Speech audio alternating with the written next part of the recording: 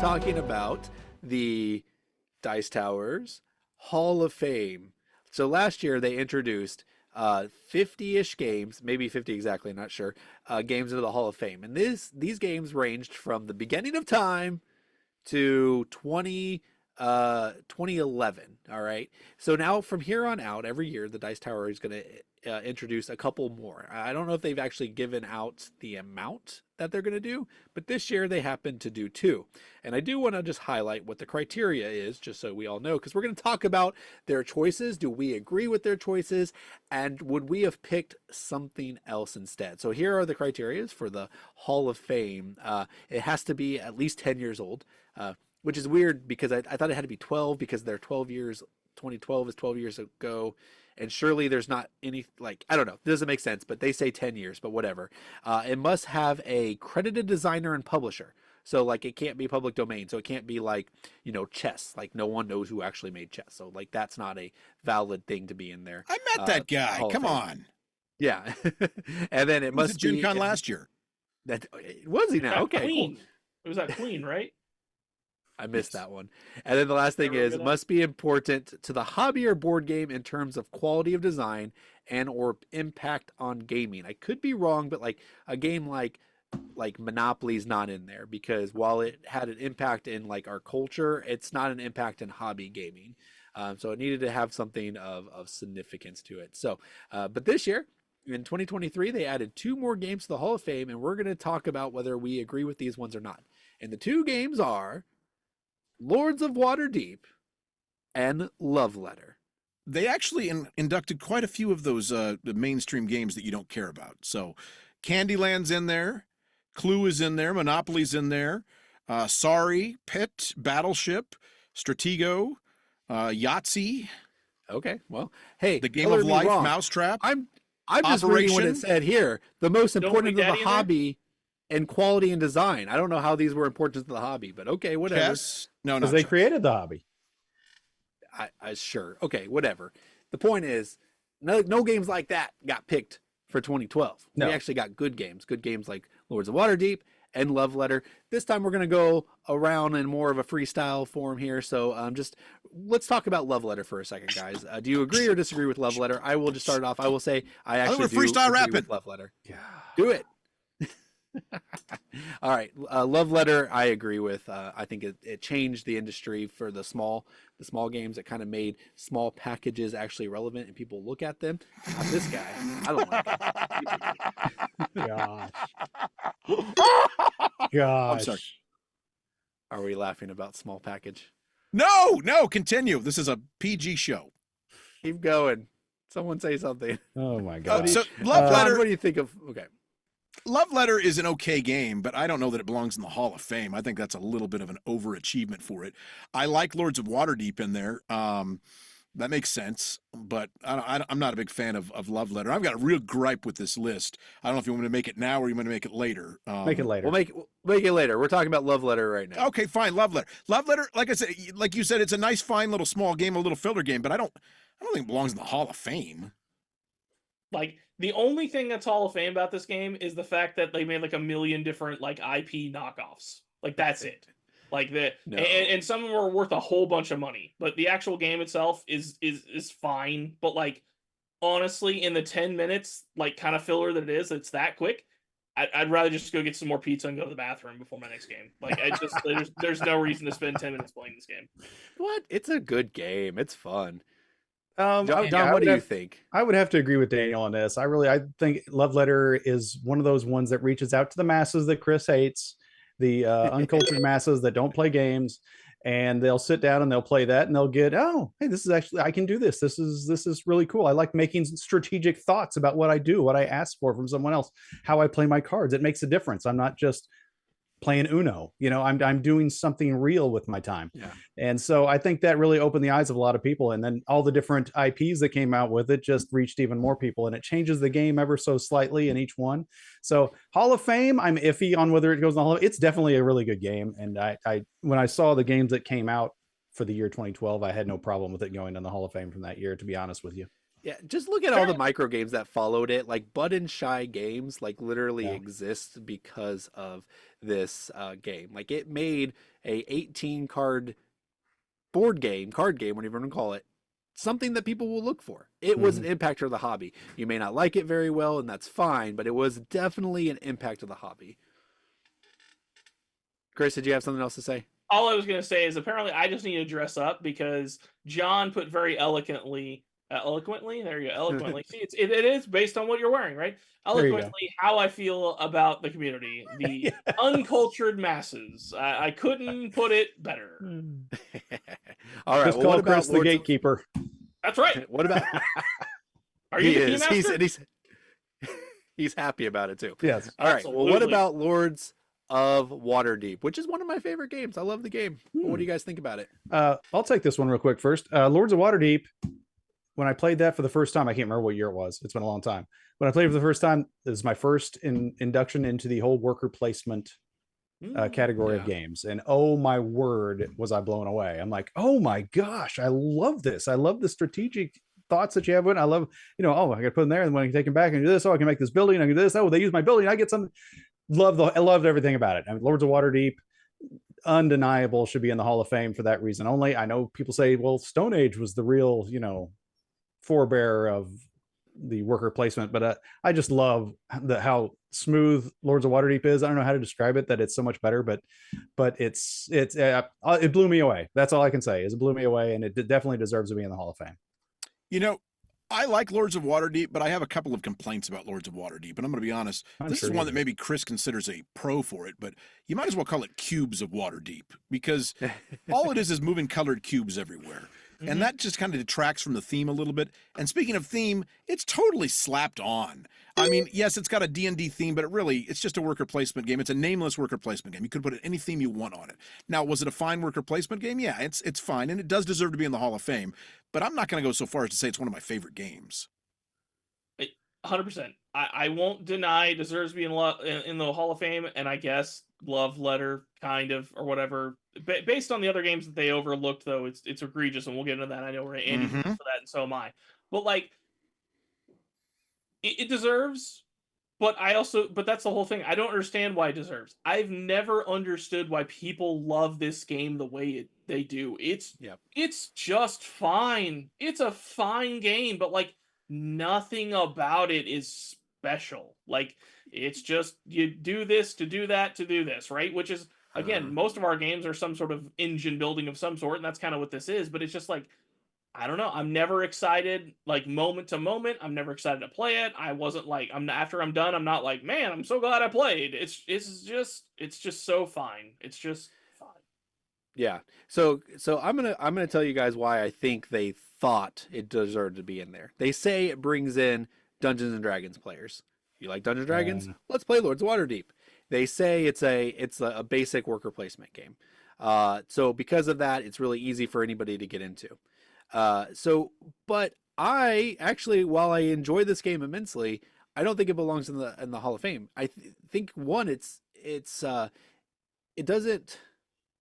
doesn't have no theme. That's what Andy said, right? So it's like, hey, D&D players were like this. No, they won't. It's just cubes. They have no idea what they're doing. I've never bit on that theory of like this will bring D&D people into the hobby. Not a fan of that concept. Well, I'll tell you this much. It will push them hardcore away. Like if you want to do that, have them play Descent. Have them play Descent and like kind of have a role play dungeon crawly thing going on. Oh, okay, I see there's some more mechanics here going on. Gloomhaven. Than they'd be used to in a normal role-playing game, though some role-playing games can be even more crunchy than board games. That's a whole other story. But yeah, like it will push them away, in my opinion. Well, and here's the other thing. It's true the other way around, too. It didn't bring people like me who aren't into D&D into D&D because I'm like, what is this even about? Okay. I still don't know what Lords of Waterdeep is about because I'm not a D&D guy. So I don't know. It's not about D&D at all. It could be about space monkeys. And while this game has had longevity, it has been around for a while, and that does speak to a quality of a game because it is still in print. People still play it. It went online, and it was one of the first like online implementations. I think 1 year later, this one went online, and it was actually done really well. So there are some like advantages to it that way, but again, there are other games on this list that deserve to be on there from that year. And before we start talking about that, John, did you have one more thing to say? Yeah, real quick. You were talking about how it's going to bring the Dungeons and Dragons people in, and I tried doing that after I learned this game. I was hosting a board game night at another church, and tried to talk to the Dungeons and Dragons guys about it. Hey, you play D&D? Come on, we play Lords of Waterdeep, Tyrants of the Underdark. Nah, they didn't win. They don't have anything to do with it. And it also reminded me of when on the Dice Tower. Hey, we're talking. It's a Dice Tower show. Let's talk about it. When the game, what is it? Minecrafter Builders and Biomes. That game came out, and Tom Vassell was doing his review of it. And my son, who loves to play Minecraft, what has nothing to do with board games, I was like, "Here, come on, watch this review," because it was so funny. Because Tom's like, "It's just like playing Minecraft," and he's telling you about all you're doing. I'm like, "Look, Jack, it's just like playing Minecraft." And he just laughed like, "It's nothing like playing Minecraft. Are you kidding me? It's a game with cubes. I'm not going to play that." So yeah, I think if you like board games and you like that theme, yes, you'll like it. But it's not going to bring in people that aren't into board games but are into Minecraft or into Dungeons and Dragons. It's not going to happen. This is a little off topic, but I got to ask. Maybe I've missed it, but the most popular game in the world, probably the last 6 years, has been Fortnite. Is there a Fortnite board game? There's a Fortnite Monopoly. Yeah, there's that, but there's no other board game that I know. I'm surprised they haven't tried to come up with a Fortnite. There is a game, and it was actually on Game of the Year in one of our lists that we looked at one of the years, and it's called Adrenaline. While it's not Fortnite, it is a first-person shooter. What it is you are shooting a person, and you tag them with like your chip essentially. So if you did 3 wounds with them, you get 3 chips, and when they die, you get points based on that, on how many times you've hit them. But then if you keep killing the same person over and over again, you get less and less. So 3 frags left. Yeah. So real quick, guys, which games would you have replaced instead of Love Letter or Lords of Waterdeep? I got to jump in first before Chris, because Chris is going to say the same thing, and this is just an egregious wrong. It is one of the most wrong things that's ever happened, and not only that it wasn't in the Hall of Fame, but if you go back and look at that year, it didn't win any awards, which is just insane. It wasn't even nominated for Best Game of the Year, and I'm talking about this game right up here. Can you see it? I don't even see it. I'm going to grab it. We can't. It's in the frame. Yep. Right there. Tzolk'in! This is one of the best worker placement games of all time. Yes. And it didn't make the list for the Hall of Fame, and it didn't win a single award in 2012. I'm flummoxed by that. You're right, Andy. And I had 2012 at the bottom of my list of worst picks because I think it being overlooked. Also, Keyflower. I don't want to hear it, Chris. That was that year too. Both of those games were overlooked. It is ridiculous. I don't think Keyflower should be in the Hall of Fame, but Tzolk'in definitely should. I didn't realize Keyflower was 2012, but yeah, Keyflower would be an egregious error too. Yeah. And I saw there's a couple others that were from that year that maybe might have been better than Love Letter, like Libertalia. I mean, that could have been. Libertalia was the only one that was on my list that I was thinking. That's kind of a unique one. That was such a unique game. Yeah. Yeah, Chris, okay, what do you have? Yeah, so obviously, okay, well, we're going to get a little numbery here. Okay. Love Letter, currently on BGG, number 341. Lords of Waterdeep, number 87. Mm-hmm. Okay, now I'm going to go from highest number to lowest number here of things they missed off, in my opinion. So the first one I'm going to go 589, Las Vegas. I understand it's not for everybody, but in my opinion, that game is for sure in my game Hall of Fame, and I can't understand how it would not be for people who've actually played the game. So I'm better filler game than Love Letter, and they never actually played it. Better filler than Love Letter too. Absolutely. And then 395, so just a little bit more than Love Letter. This is a niche game. If you haven't played it, I get it. It's kind of smaller, and again, it's hard to wrap your mind around, so I can understand a lot of people who played it was like, I didn't get it, I didn't like it. But Ginkopolis, that game is so good. It is so good. You just got to play it a couple times to really wrap your mind around it, but that is a fantastic game. You're right, Chris, but I'm going to pause you for a second. Hall of Fame worthy. Well, but I'm just saying. It has to have an impact. I get Love Letter had an impact. Okay, that's fine. Impact of but I'm talking about, for me, like, I get the idea, but it's still frustrating that just the best isn't the winner, right? Like, this guy's the most, but that's a lot of things, right? There's a whole lot of players in like sports that people like more than the one that's actually the best, right? Because of their charisma or whatever. Right? I don't know, whatever. I just think it's not a big deal. But again, Ginkopolis, please play it if you haven't find it. It is a great game. I didn't realize that was 2012 as well. It's a fantastic game. 60 is Zolkin, like we talked about before. And then I don't understand this. This one is a number 30 and like a big time player of Terra Mystica. Terra Mystica. They've made multiple iterations. Gaia Project, Terra Nova, which is kind of the game, but not really. And then they've even made Age of Innovation. Like, it was, you could say, oh, well, it wasn't very good. They had to remake it 3 times. But that's not the case, right? They just iterated on it with either theme or just trying to clean things up, right? But you don't do that if you don't have an impact. So again, how at least Terra Mystica and Zolkin, how they were overlooked. We got Love Letter and Words of Deep. And again, none of this makes any sense. If it's 2013 back 10 years, that's 2023 back to why are we looking at 2012? I don't know. The math doesn't make any sense on what they're doing.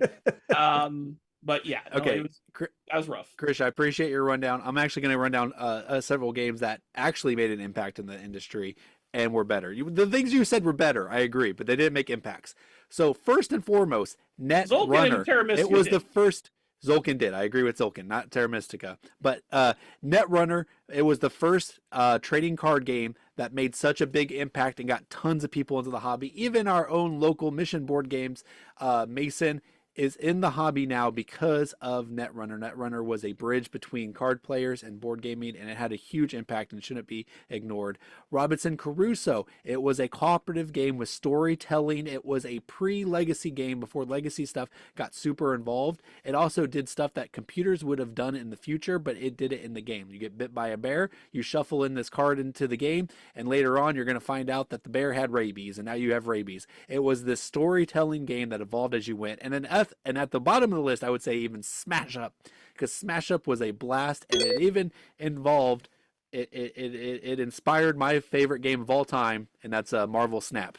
I didn't bring it up, but without Smash Up, you have no Marvel Snap. I'm surprised you didn't mention Seasons, because you're a big Seasons fan. At least you used to be.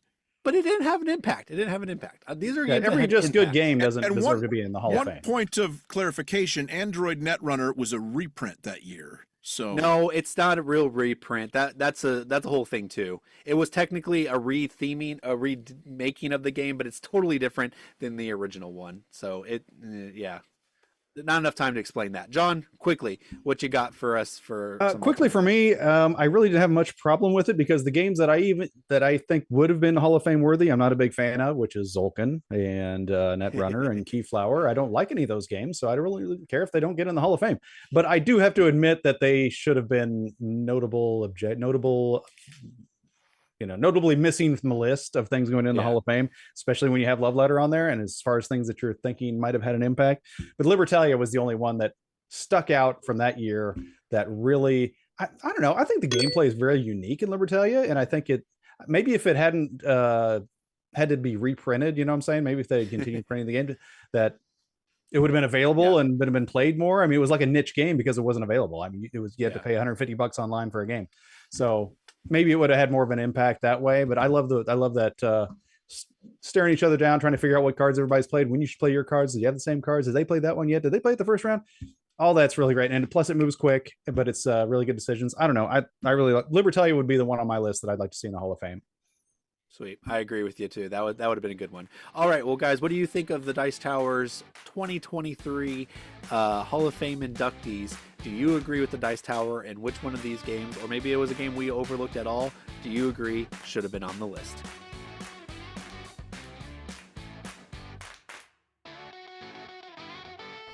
Thank you for watching this clip from Around the Board. If you'd like to watch the full episode, please click on the link down below. Around the Board is essentially a game show featuring 4 board game enthusiasts that discuss board game topics and news in a competitive format. Whoever wins gets to talk about whatever he wants at the end of the show. So please join us, won't you, Around the Board.